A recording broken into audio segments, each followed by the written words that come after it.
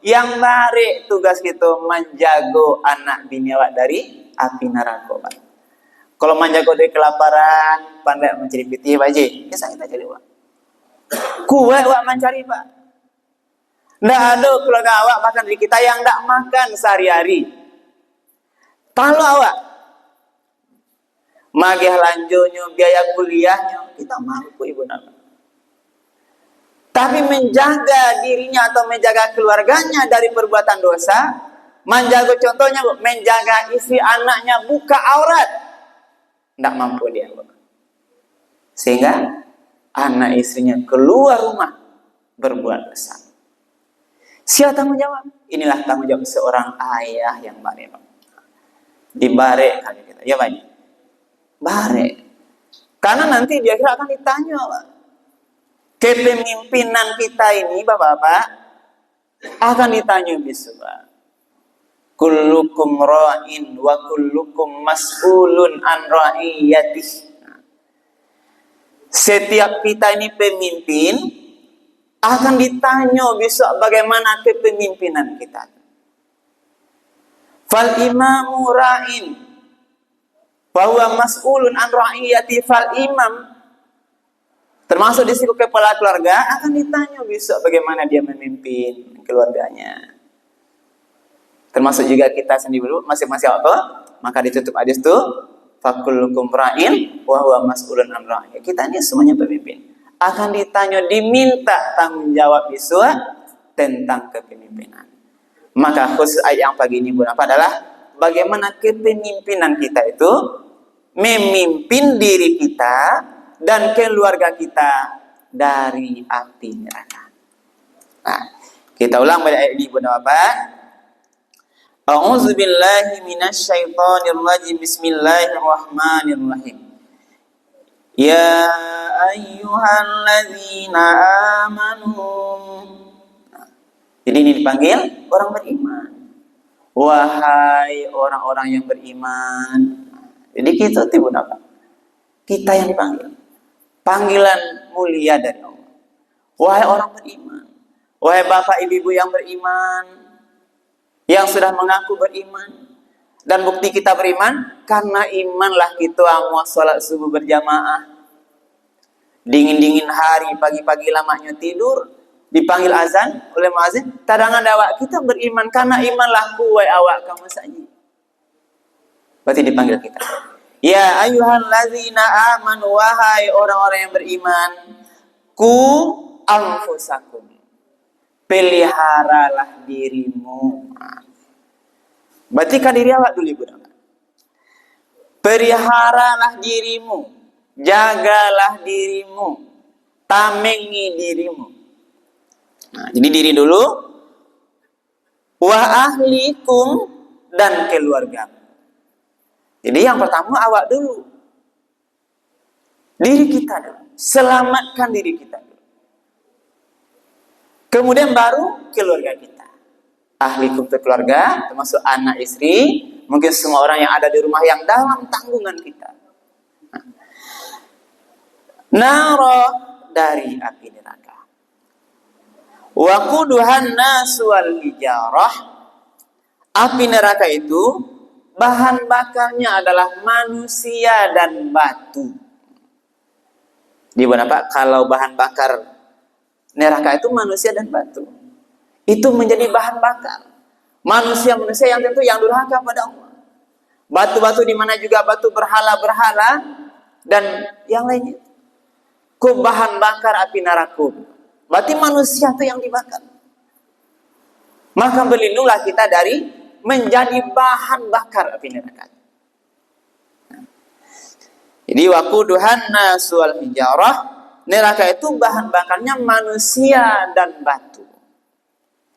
Alaiha malaikatun, di dalam neraka itu ada penjaganya. Dijaga oleh malaikatun, malaikat-malaikat, ghilalun, yang kasar, syidadun, yang keras. Jadi digambarkan dua sifat. Malaikat penjaga neraka ibu dan bapak, dia kasar. syidat, keras. La ya'sunallaha ma amarahum. Malaikat-malaikat itu tidak durhaka kepada Allah terhadap apa yang diperintahkan pada dia, wa yaf'aluna ma yu'marun, dan mengerjakan semua yang diperintahkan oleh Allah. Diperintahkan mengazab, namanya neraka adalah azab. Azab manusia ini diazab di neraka, tidak pernah durhaka. Dia punya sifat ghilazun syiddat, yang kasar lagi keras, tanpa belas kasihan. Jadi malaikat neraka itu tidak ada belas kasihan. Oh ibu awak dibakanya, tidak ada di neraka.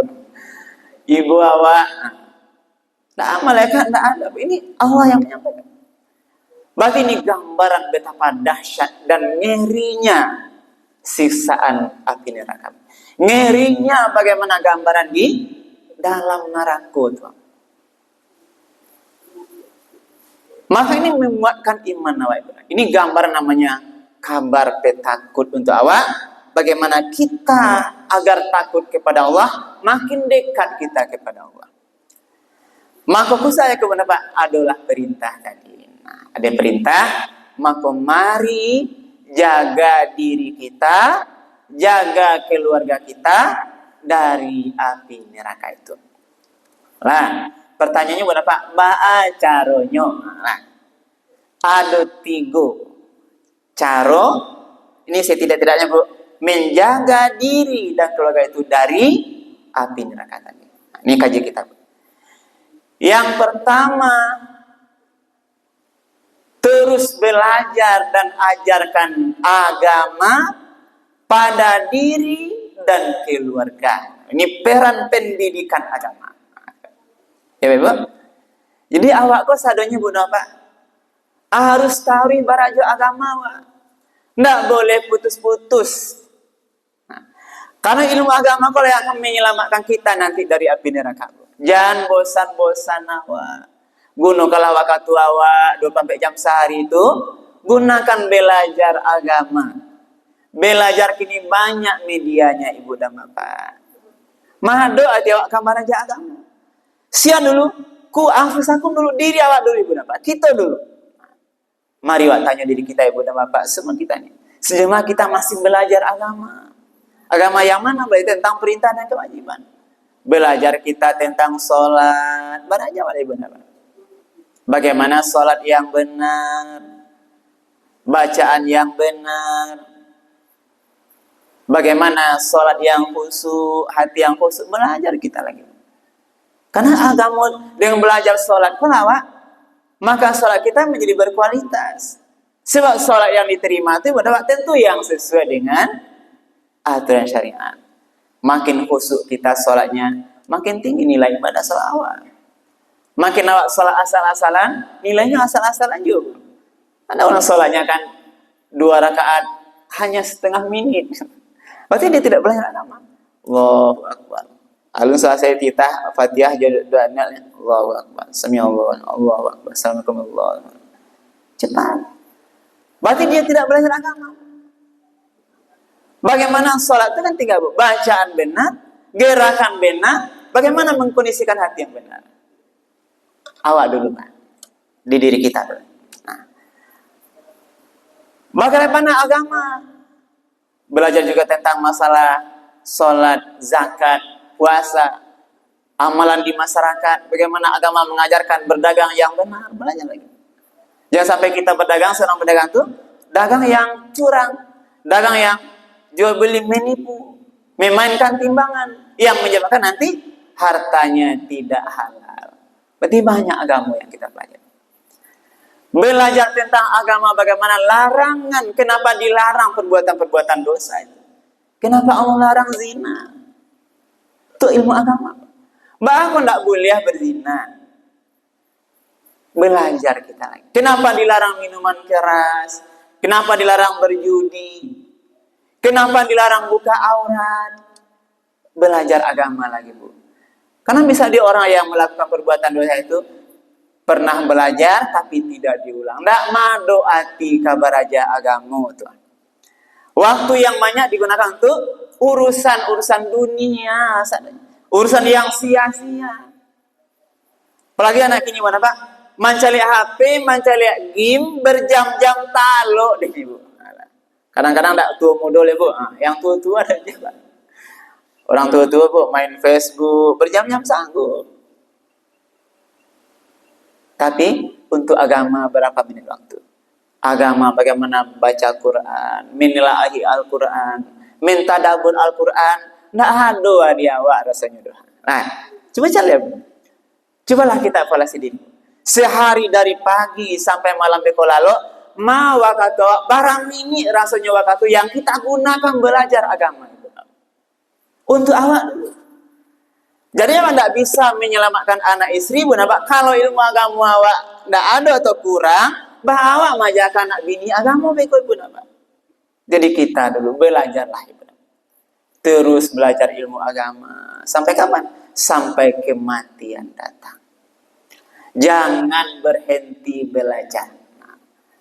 Walaupun ada istilahnya Pak, baraja waktu muda, bagai mengukir di atas batu, belajar di waktu tua, bagai mengukir di atas air. Itu hanya untuk motivasi waktu muda.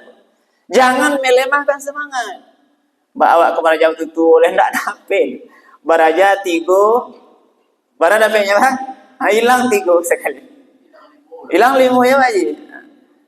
Itu jangan. Maksudnya kita belajar. Kita pakai talabul ilmi faridan ala kulli muslimin wal musliman. Belajar itu wajib bagi orang mukmin laki-laki, orang muslim laki-laki dan perempuan.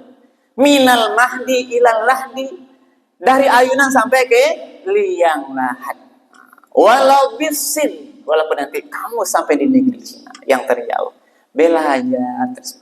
Jangan merasalah cukup ilmu agama wa ibu napa. Lah merasa hebat wak sholat, belajar lagi.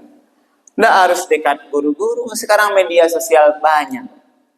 Bisa ibu dari HP, gunakanlah HP itu untuk belajar agama awak. Belajar. Ikulah modal awak.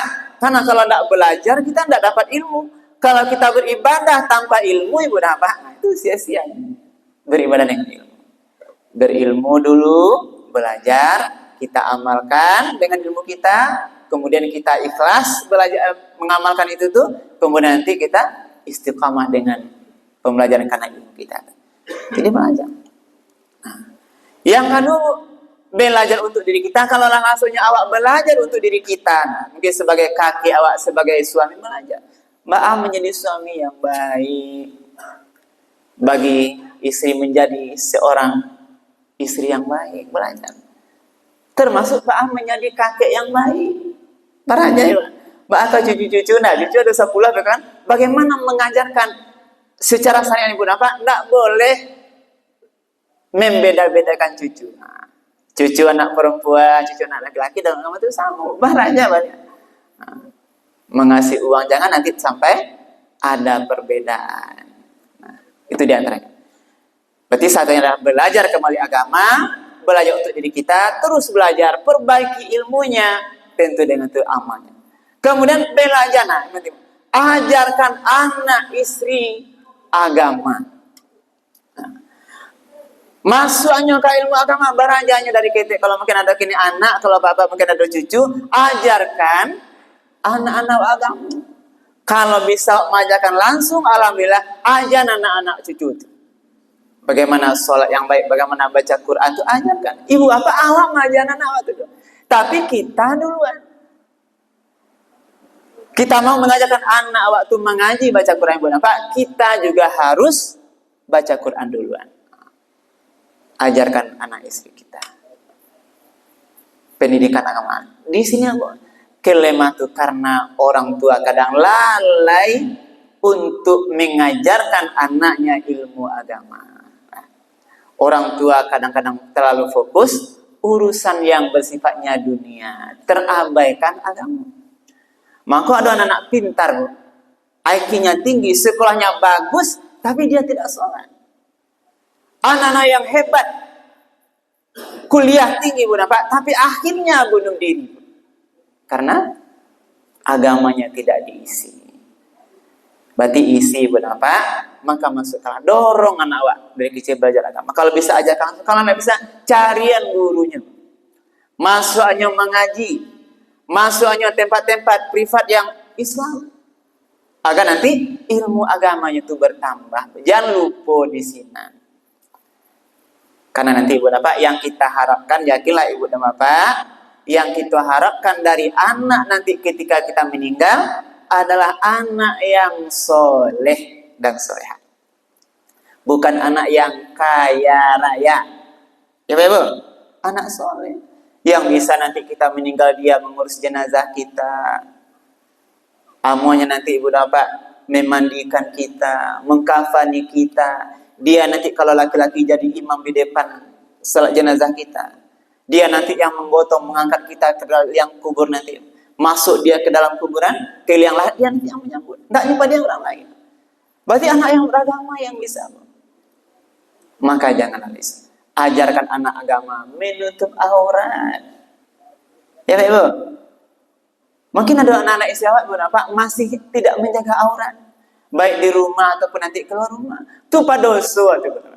Nah, kalau anaknya masih belum balik, kenapa nanti tanggung jawab orang tuanya, siapa anak orang tua mengajarkan anaknya menutup aurat. Iko yang lalai kan.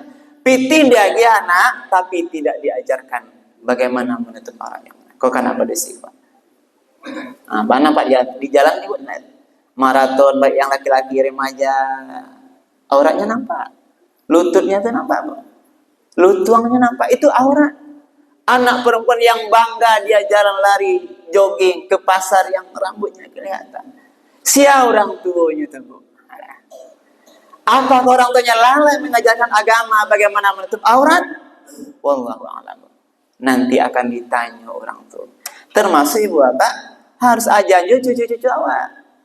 Mungkin orang tuanya tidak ada, ibu juga wajib mengajarkan nanti mengajarkan agama.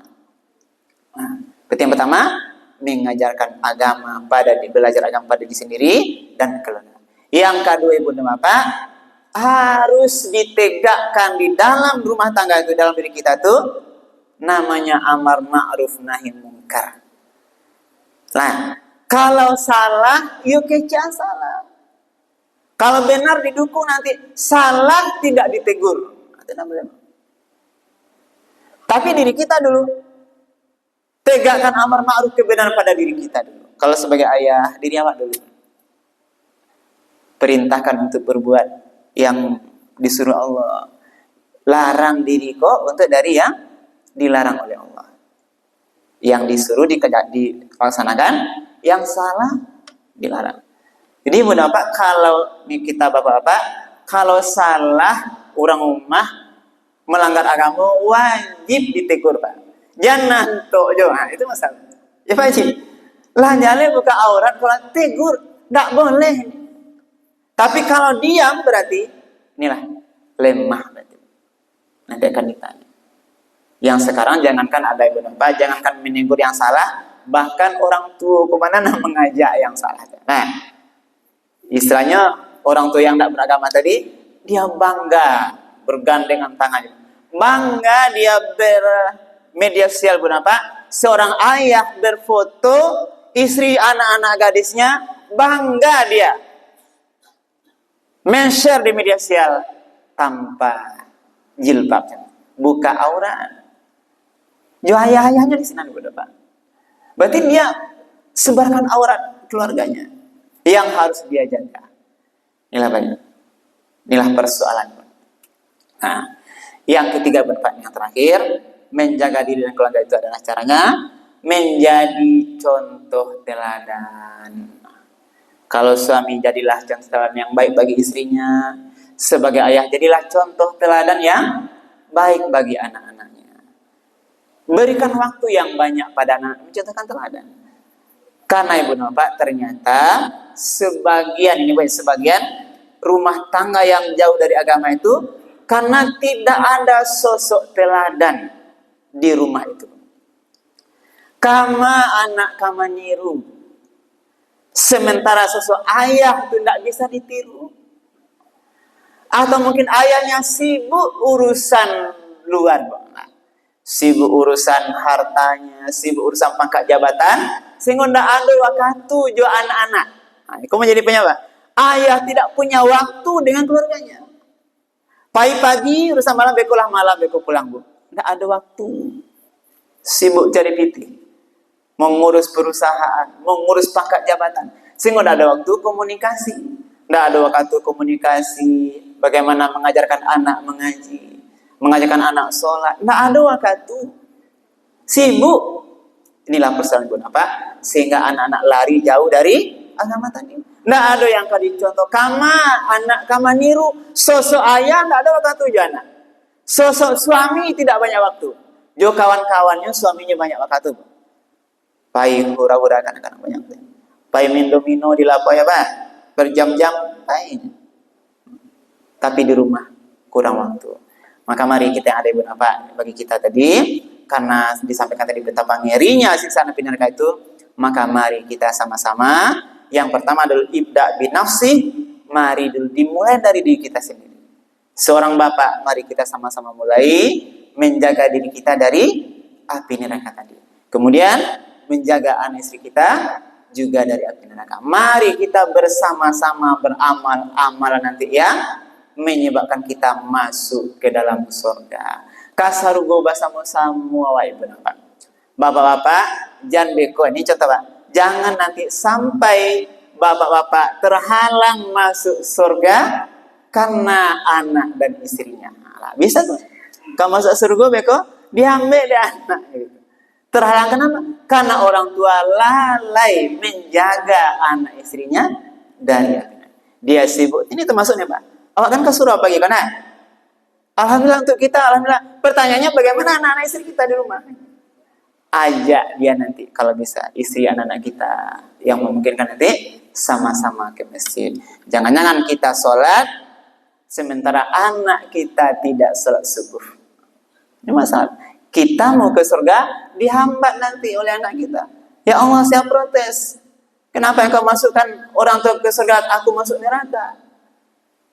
Ya kamu tidak sholat contohnya. Saya tidak sholat, tentu ya Allah, karena orang tuaku tidak pernah mengajarkan aku sholat. Tidak pernah mengajak aku sholat. Atau dia lalai. Itu nanti menjadi penghalang kita masuk surga. Mari mudah-mudahan di sisa kehidupan kita ini, kita terus menjaga diri dan keluarga kita dari seluruh perbuatan yang mungkin nanti kita nanti tempatnya di neraka di akhirat. Bagaimana caranya tadi? Ada 3 cara. Yang pertama, teruslah belajar ilmu agama. Yang kedua, tegakkan amar ma'ruf nahi munkar di dalam rumah kita sendiri. Kalau benar itu didukung, disuruh. Kalau salah, ya ditegur sesuai dengan aturan agama. Yang terakhir, jadilah contoh teladan. Contoh teladan tentu bagi diri kita sendiri, menjadi contoh teladan bagi anak dan istri kita, menjadi contoh teladan bagi cucu-cucu kita. Jadi nenek-nenek juga mengajarkan cucu itu menjadi contoh dek cucunya. Ya nenek sholatnya berpuasa, dia waktulah nenek. Jadi contoh teladan yang baik untuk seluruh keluarga kita. Mudah-mudahan kajian kita subuh ini bermanfaat dan bisa menjadi pelajaran. Dan insya Allah mudah-mudahan di umur kita ini kita makin dekat kepada Allah, terus belajar agama sampai nanti akhir kehidupan kita. Mudah-mudahan kita ketika dipanggil oleh Allah kembali kepada Allah dalam keadaan husnul khatimah. Amin. Ya Rabbal Alamin. Mudah-mudahan bermanfaat, berbanyak maaf. Subhanallah bihamdika asyhadu an la ilaha illa anta astaghfiruka wa atubu ilaik. Billahi taufiq wal hidayah. Wassalamualaikum warahmatullahi wabarakatuh.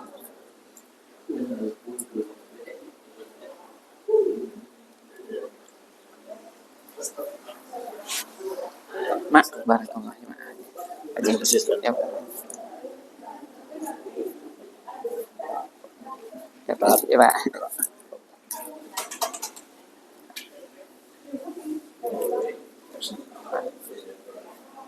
Ya Pak.